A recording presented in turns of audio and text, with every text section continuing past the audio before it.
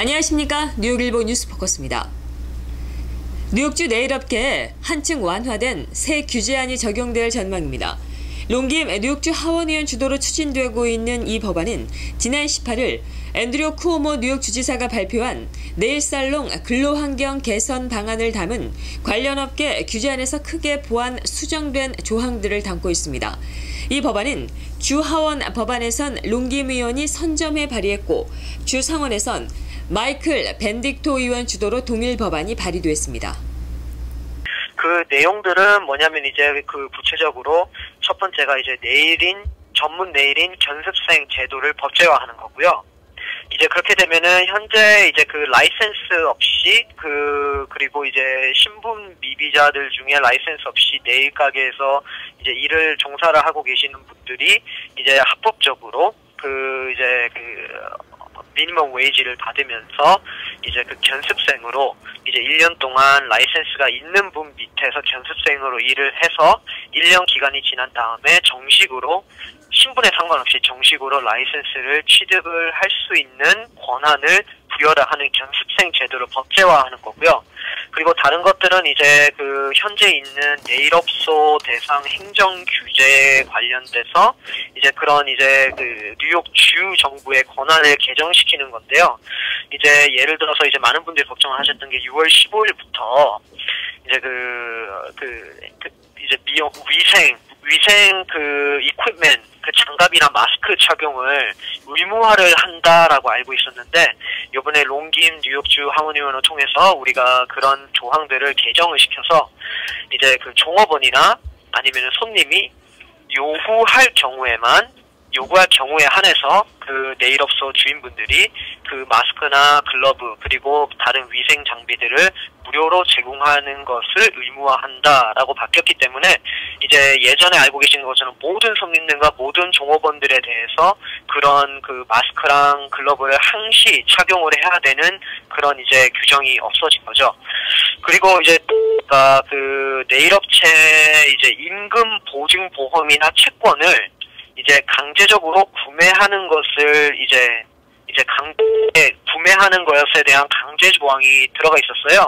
주지사가 주지사가 상정한 그 주지사 법안에 그런 이제 소상인들에게 굉장한 타격이 이제 재정적으로 타격이 될 수 있는 그런 법안들에 대해서도 이제 적극적으로 반대를 해서 이제 그 임금 보증보험이나 채권 구매 의무화하는 내용을 전면 삭제를 했고 그 대신에 이제 1년이 되든 5년이 되든 10년이 되든 그 주무장관이 필요하다고 할 경우에 그 보험 업계랑 같이 그 적정 시장 가격과 시중 판매에 대한 적법성을 뉴욕주 재무장관으로부터 인증을 받은 거에 한해서 각 그 개별적으로 네일업체에 그 이제 임금 보증 보험 및 채권 상품을 구매하도록 이제 권고할 수 있도록 하는 것으로 개정을 했고요.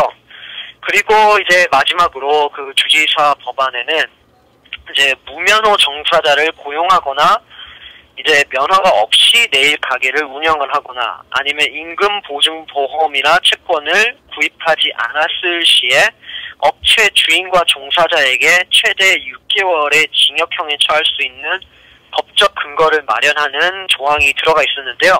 그 부분도 이제 뉴욕주 롱김 하원의원이 그거를 이제 적극 반대를 해서 무면허 종사자 이제 고용 및 임금 보증 채권 미구입에 대해서 주정부가 민사상 벌금형 이상의 처벌을 내릴 수 없도록 개정을 했습니다.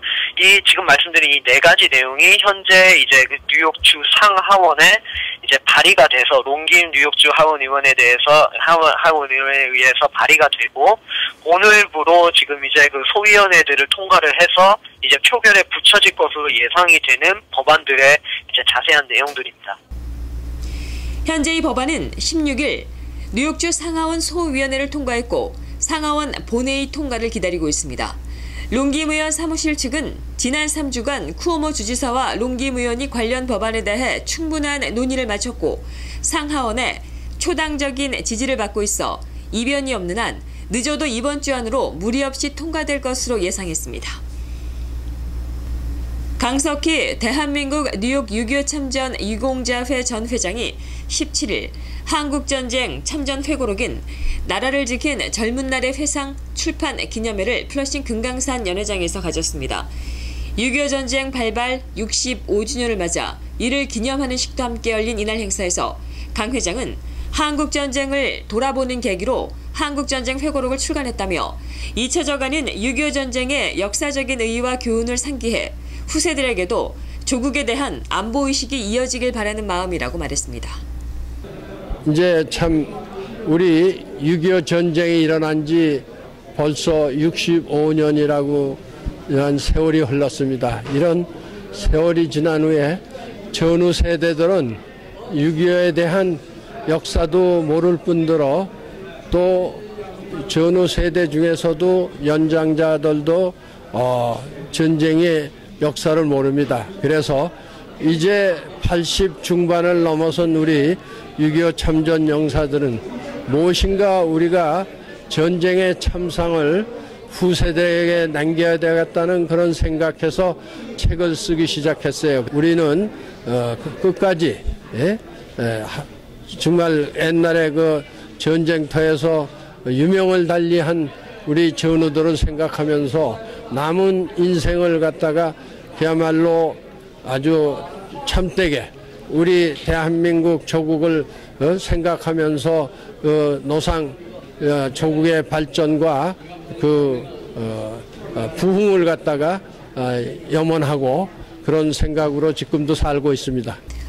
회고록에는 뉴욕에 거주하고 있는 6.25 참전 유공자들의 60여 년 전 조국 대한민국의 자유를 위해 싸웠던 생생한 참전기가 실려 있습니다.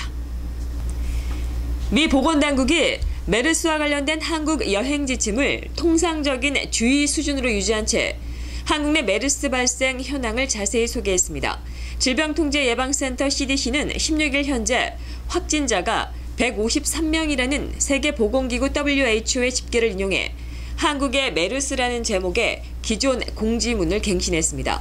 질병통제예방센터 CDC는 한국에서 메르스의 감염은 메르스 환자가 치료를 받은 의료기관을 통해서만 이뤄졌다며 발병 상황과 증상, 감염 경로, 예방 수칙 등을 자세히 알렸습니다. 질병통제예방센터는 그러나 한국의 메르스 발병을 3단계 가운데 가장 낮은 1단계 주의로 설정했습니다. 이는 통상적인 수준의 주의를 기울일 필요가 있다는 것을 의미합니다. 질병통제예방센터는 한국 여행자들이 비누나 물로 손을 잘 씻고 비누나 물이 없을 때는 알코올성 성분이 함유된 손 세척제를 사용하라고 권고했습니다. 또 세균이나 바이러스 확산을 막기 위해 눈과 코, 입을 손으로 만지지 말고 기침을 하거나 콧물이 나오면 마스크를 써 입을 막고 다른 사람과의 접촉을 하지 말라는 등의 통상적인 권고도 뒤따랐습니다. 센터는 이 밖에도 한국에 다녀온 지 14일 이내에 발열, 호흡장애 등 메르스가 의심되는 증세가 나타나면 의사와 병원 일정을 잡을 때 한국 여행 사실을 반드시 알리라고 당부했습니다. 미국의 경기가 회복되면서 미국인의 자선 기부금도 늘고 있습니다. 시카고에 기반을 둔 비영리 단체인 미국 원조재단의 연례 보고서에 따르면 지난해 미국인들의 자선 기부금은 3,584억 달러를 기록했다고 월스트리트저널 등이 보도했습니다. 이는 글로벌 금융위기 이전인 2007년도 3,552억 달러를 넘는 사상 최대 규모입니다. 미 식품의약국이 가공식품 제조 공정에서 트랜스지방, 즉 수소첨과 고체 지방을 퇴출하기로 최종 결정했습니다. FDA는 16일 발표한 성명에서 부분 경화유인 HPO를 일반적으로 안전하다고 인정되는 식품 목록에서 제외한다고 발표했습니다.